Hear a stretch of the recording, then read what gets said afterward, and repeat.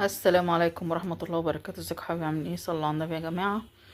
واحد بعت لي بيقول ان هو متجوز مراته جواز صالونات، فبيقول هي مش فارقة معايا اصلا، بس الفرق معايا عيالي.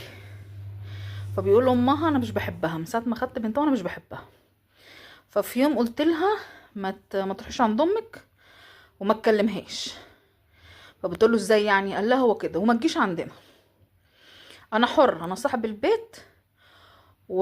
وانا اللي اقول مين يخش ومين ما يخشش. فبتقول له خلاص ما دام مش هتخش يبقى امك انت كمان ما تخشش. فبيقول قعدت ازعق لها ولا مالكيش دعوه بيها، دي هي صاحبه البيت وصاحبه المال، ومتخش تقعد تزق الباب برجليها وتخش تقعد في اي حته.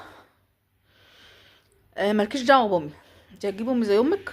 قالت له اه المفروض ان الاتنين زي بعض، زي ما انت بتقول امك ما تخشش امي ما تخشش. قال لها مفيش الكلام ده، ومش عاجبك بابي فوق الجامع ونفقه ابني عليا. قعدت تعيط وراحت غضبت، قلت لها خدي بالك يوم ما هتمشي مش هاجي اخدك.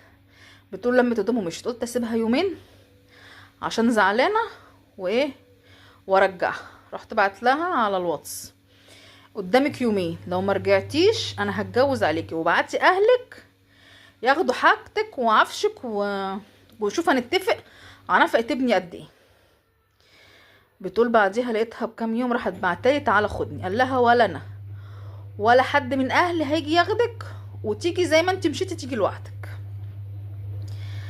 فبتقول راح ابوها جايبها وانا ما كنتش موجود في البيت. جيت لقيتها قاعده، قلت لها بقول لك ايه لتاني مره بقول لك امك ما تجيش وانتي ما تكلمهاش في التليفون، عايزه تكلميها ولا تروحي لها قولي لي اديكي فلوس تجيبي لها زياره وتروحي تشوفيها لحد عندها، لكن امك ما تخشش هنا ولا تكلميها في التليفون طول ما انتي في شقتي.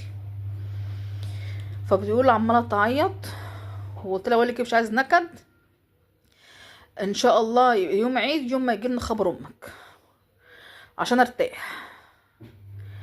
بيقولوا سبتها وسكت على كده ونزلت بقى عشان شغلي وكده، ورجعت بكلمها كلام على قد الايه الجواب.